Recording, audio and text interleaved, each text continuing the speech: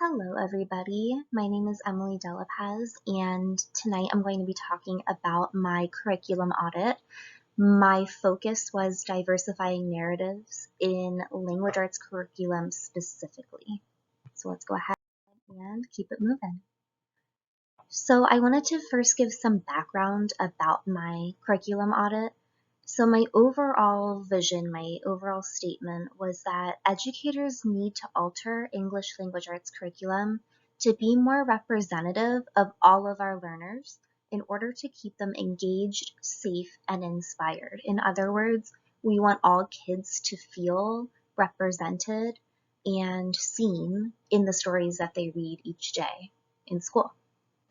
I had a couple of wonderings throughout my audit. First, how can we ensure that finding and implementing inclusive curriculum is a practice within the district rather than just a talking point?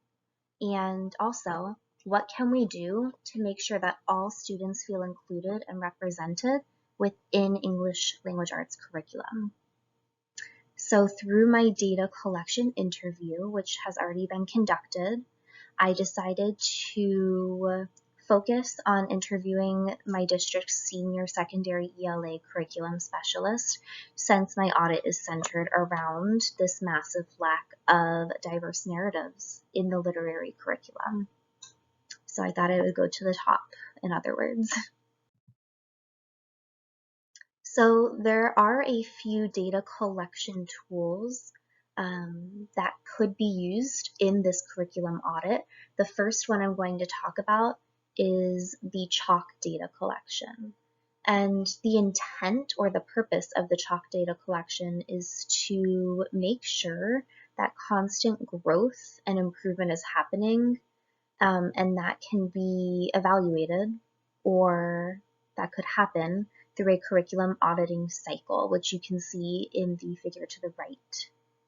The aim of this data collection tool is to assess what aspects of a district's curriculum is successful and also unsuccessful in raising student performance measures. And the areas of focus that can be utilized with this tool include instruction, curriculum, SEL or social emotional learning, assessment, leadership, and more. So the indicators that would pertain to my audit specifically would obviously make sure that I'm rooting out bias within ELA curriculum. And it would directly connect to the audit because I would make sure to use the cycle to continually find ways in which to diversify the narratives that are included in the district's ELA curriculum. I would follow all steps to ensure that every student feels valued and represented in the texts that they consume. I would ask myself these questions as I would move through the cycle. Are students' needs being met in the texts that are provided? What improvements can be made to the current curriculum? I really feel, and the creators of Chalk feel, that questioning the current curricular system is necessary towards ensuring that the goal of equity is met in the classroom. The next tool that I could use in my audit is called the ASCD data collection. And the intent of the ASCD is to assist curriculum developers and other staff members in auditing the curriculum based on criteria for what an effective curriculum looks like and making the changes necessary for that improvement. There is a specific structure that is associated with ASCD. It is essentially a checklist that is comprised of 6 elements. So the first element is identification of consensus-driven standards.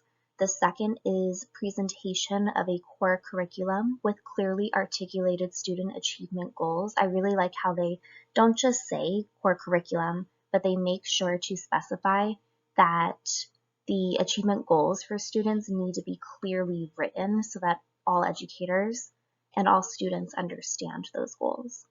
The third is monitoring of student achievement using a range of assessment tools.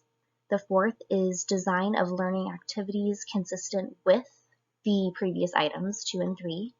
And the fifth is quality control. The final one is alignment of curriculum levels. In addition, each element contains questions in which educators use the following ranking system. So it's essentially a 0 through 5 scale, 5 being consistently evident with a high degree of quality, and the lowest being 0, obviously, which indicates that it's absent or there is no evidence. So what would be my focus with ASCD? I really feel that ASCD would be useful for teachers to assess whether the curriculum and student achievement goals are presented and implemented in an inclusive way.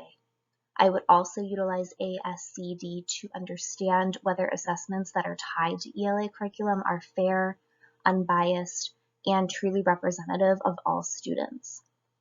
And finally, how would I apply ASCD to my specific audit? I would have my ELA department, my learning design coaches at my school, and of course my administrators complete the audit first individually, because I feel like that's important to have that reflection time without the influence of other teammates. And then we would come together collaboratively to discuss. I would then bring the data to my district's curriculum specialists to analyze the data, particularly around quality control and assessments. I also feel that talking about student achievement goals is important, just making sure that those student achievement goals are truly unbiased and that they are representative of all students. And the last data collection tool is personally my favorite because it is so fitting for my particular focus with my curriculum audit, is called CRE. The intent or the purpose of CRE is to aid students, parents, educators, and members of the community in determining how culturally responsive their ELA curriculum may or may not be. It facilitates reflection amongst the school community regarding how and what students should learn in the context of literature. What is the structure that is utilized for CRE? So CRE features a scorecard that contains 7 actions. The first action that they include is to get student and school curriculum. The second is to select your curriculum evaluation team. The third is to choose the grades, the units, and the lessons to analyze. The fourth is to pull out keywords from those selected lessons and units. The fifth is to conduct the actual evaluation. The sixth is to score the evaluation using the scorecard provided. And the last step is to discuss the findings with the evaluation team. The diversity of literary characters and authors are also evaluated, which is perfect. The curriculum is ranked on the following scale. So the highest is very satisfied. You get a +2 for that. Satisfied is a +1. Unclear is a -1, and not satisfied, you deduct 2. The topics that are evaluated include representation, social justice orientation, and teacher materials. Finally, the scores for each topic are calculated and compared against a rubric provided in the CRE. So what would be my focus with CRE? It is absolutely in line with the focus of my curricular audit. This evaluation tool would be central to the work that I do with my curriculum evaluation team at the school and district level, because it really does deal with the pillar of my argument that the curriculum at my district right now is not representative of all students, and it is not inclusive of all students. And that is exactly what they are scoring in the rubric.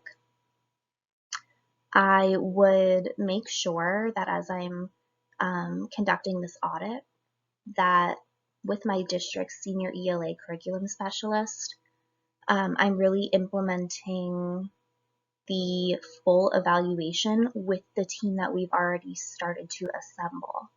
The primary focus at this moment in time is middle school ELA, because I am a 7th grade ELA teacher. So we would be focusing specifically right now on grades 6 through 8, and then hopefully we can branch out after this audit. We will use CRE to conduct and score the evaluation, and then it will be extremely helpful, obviously, to have that concrete quantitative evidence that shows our need for more diverse narratives and diverse texts in our ELA curriculum.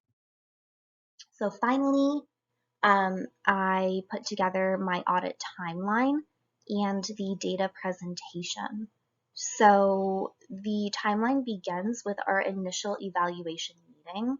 That would begin at the start of this school year, August. So our first meeting will focus on educating all members of the evaluation team on the norms, the evaluation tool, and the components of the CRE, so diversity, social justice, and the teacher materials.